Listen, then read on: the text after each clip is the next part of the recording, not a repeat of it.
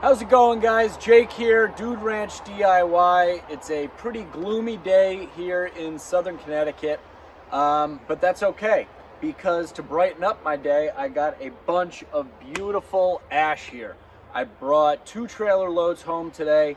This stuff was standing dead when we took it down. It is dry, it is ready to burn, or as I like to call it, RTB. While we were taking it down, I split up a couple pieces for one of my buddy's fathers who lives locally, and the stuff was just real dry. It was splitting super easy. So today I'm going to spend a little bit of time before it gets dark cutting up and bucking up some of this stuff. I think my father actually might be stopping by to give me a hand with his new saw. He picked up a Stihl, I believe it's an MS-261, which is like, you know, kind of the mid-range but still commercial grade steel chainsaw. And we've had a lot going on here recently. The wood pile is pretty much non-existent. All the seasoned wood has sold, so all this stuff will be good for Sam and I to heat here this winter and fill up the rest of our wood room, and then we're just going to stockpile, you know, for next year, and hopefully we'll be able to sell a lot more next year. But before I get to bucking up this stuff, I got something real exciting to show you guys. So last Friday, I was cruising the Facebook Marketplace, and I've been kind of considering getting a conveyor for a while, but I just couldn't cough up all the money that people, you know, want for a new one or even a used one. And I found this little beauty, or not so much beauty, it needs some work, but I found this guy on Facebook Marketplace. He was about 2 hours away in upstate New York a bit, and he was selling this thing for a really good price. I was, I think, the 22nd person to call him, and the post had only been, or message him, and the post had only been up for about 18 minutes. I was the first to call him, and he said that he would hold it for me. So I loaded up the Sure-Trac dump trailer, and my father and I, after work on Friday afternoon, drove about 2 hours north and picked this thing up at a the guy who owned it. He actually had a pig farm with about 350 pigs. It's got a little Honda 5.5 horsepower motor on it. It starts right up. He had you know, winterized it with some sea foam and stuff. It's definitely homemade. There was only one picture of it on the ad, so I didn't really know what I was getting into, but I figured for the price that I got it, you know, it looked like a good start, and I could pretty much turn it into whatever I wanted. It's about 14 feet long. It's a fabric conveyor belt here. It actually came with 2 spare conveyor belts, one being this similar type of fabric, and then another being a thicker, you know, rubber, more conventional style conveyor belt. It's chain driven, which, you know, it's okay. But like I said, it's homemade. You can kind of see there's some angle iron here. There's some more different angle iron there. It's driven by these wheels that whoever built it put in there. But they clearly knew what they were doing. They did it, you know, put in these long threaded rods here so that you could adjust the tension of the belt. They got little rollers, as you can see there, with supplemental like roller, kind of like caster wheels going in between. It is on little wheels back here, but he actually gave me a considerably larger axle to put on it for free if I want. It's in the back of my truck now. It's got a little hitch to tow it around, but the thing is so light I can really just pick it up and move it.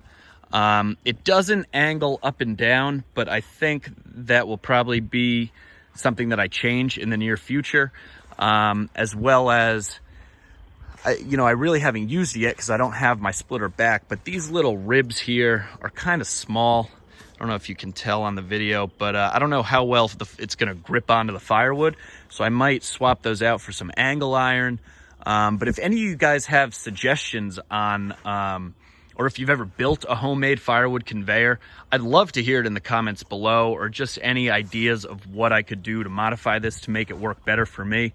I'm definitely thinking a little like hopper kind of thing back here that I can, you know, push the RuggedMade splitter up to the end of the feed table or sorting table, and that way the wood would just kind of push into it.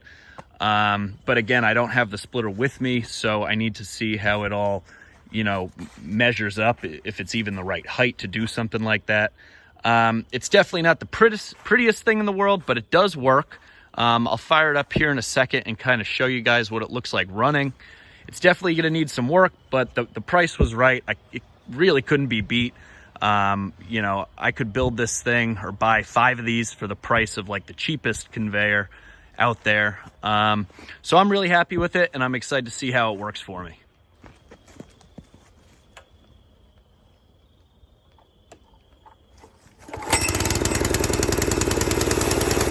Fires right up.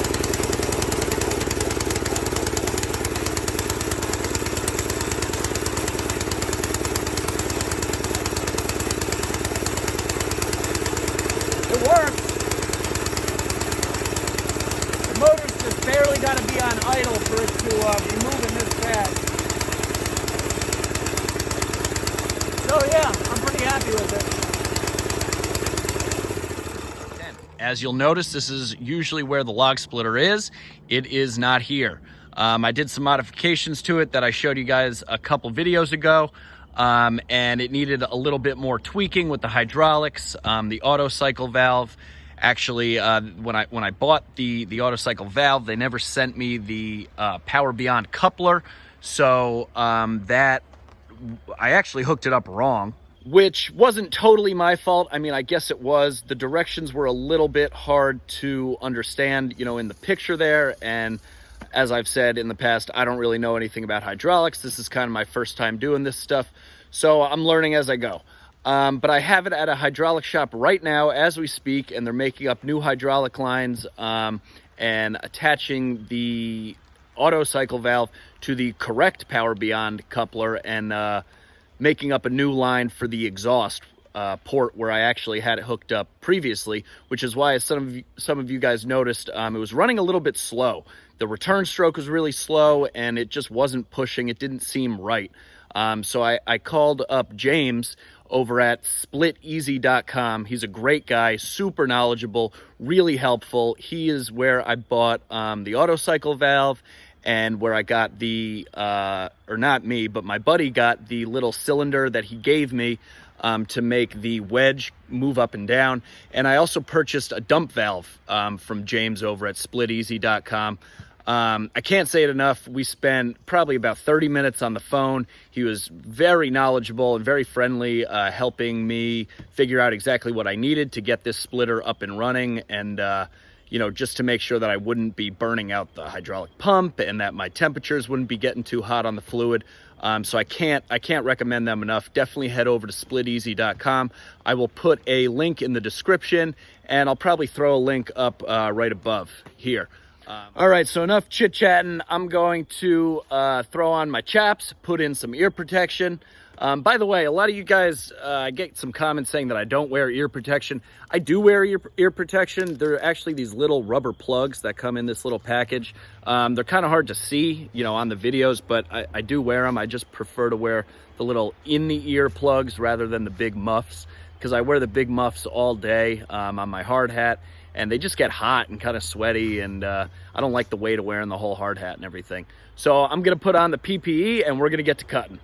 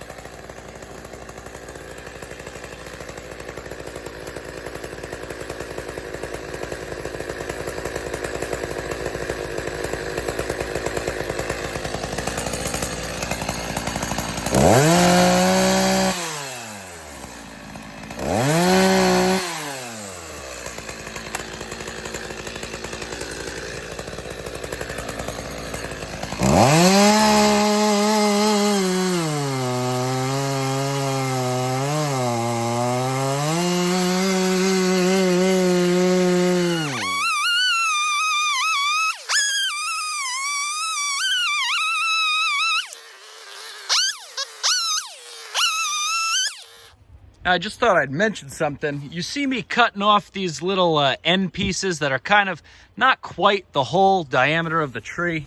There's still one on that I left right here.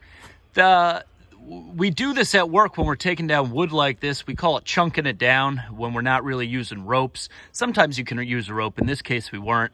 And this is what's called a bypass cut.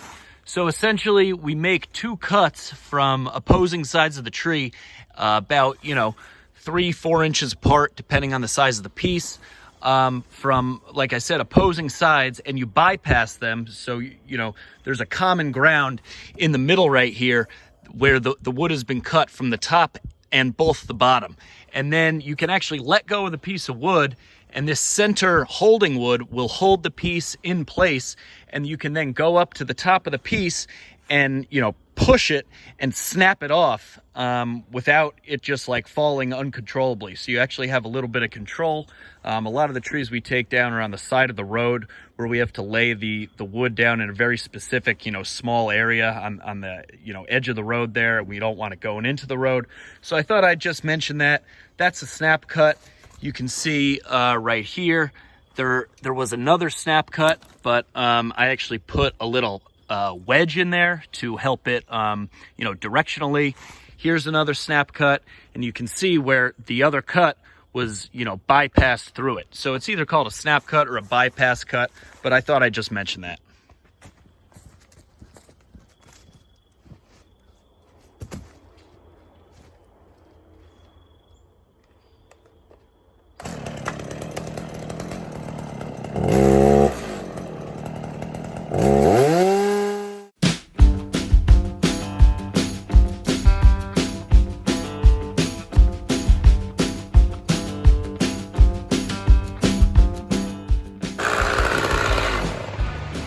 I forgot to put fuel in the saw before we started. Duh.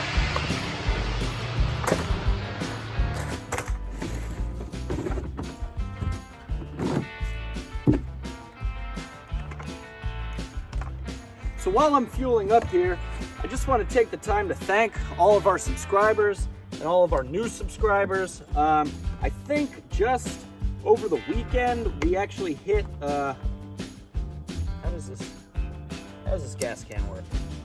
There we go. I think we actually hit over 300 subscribers. I think we're up to about like 310 now, which is just amazing. I think I started the channel somewhere, I don't know, around like the beginning of July, maybe end of June. I'm not quite sure. I'd have to go back and see. But I just want to thank everybody who's subscribed and who watches the videos for your support. If you haven't subscribed yet, please do me a favor. It would help out a lot if you just hit that like button and gave us a subscribe. That would be great. If you're watching this stuff anyway, be sure to hit the subscribe button so you can keep watching it and you get notified when we post more videos. We love making this stuff, and I hope you guys enjoy watching it just as much as I love making the videos. So thanks for the support.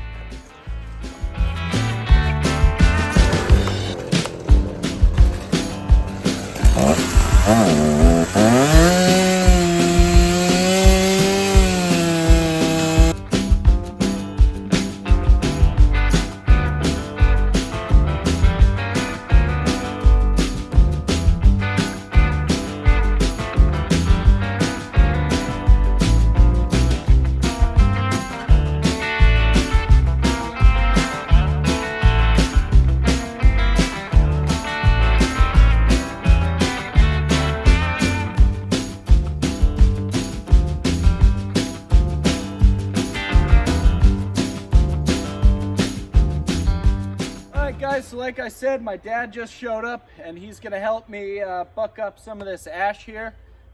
He just brought his new saw. What is this? MS-261C. How do you like it so far? I love it. Well, considering I had to go out and buy it because you took mine. I didn't take it from you. No, the other one. I paid for it. Well, then I had to go out and get this one. I graduated to the 362. I was basically the only one that used it anyway, so I bought it off him and he went out and bought a saw more practical for what he's doing. The other one's too heavy for me. This one's lighter. in his old age. Yeah, I'm an old guy, you know, so this is better. It's a nice saw, though. No, I love it. Well, where's that little battery one you have? Oh, the Milwaukee Hatchet. It's back in the garage. Oh, that's nice. That's nice. Yeah, it's cool. It's a good little pruning saw for little stuff. I want one of those. Maybe I'll get you one for Christmas. We'll see. All right. So well, let's fire it up. You just warmed it up. This load is almost done. Already bucked up. I only have about one or two more logs here. But I already marked them all. So why don't you take this measuring stick? By the way, I don't know if you guys have seen this. It's called an Accu stick. It's telescopic. It has a little ruler on here. A really strong magnet that just sticks to the bar. And depending on which side of the bar or the log you're starting on, you move it to either side of the bar. And then when you're done making your marks, I just like to throw it in my pocket and keep going. But it has this little knob at the end where you can line up your last little mark with the next one, so you're nice and accurate.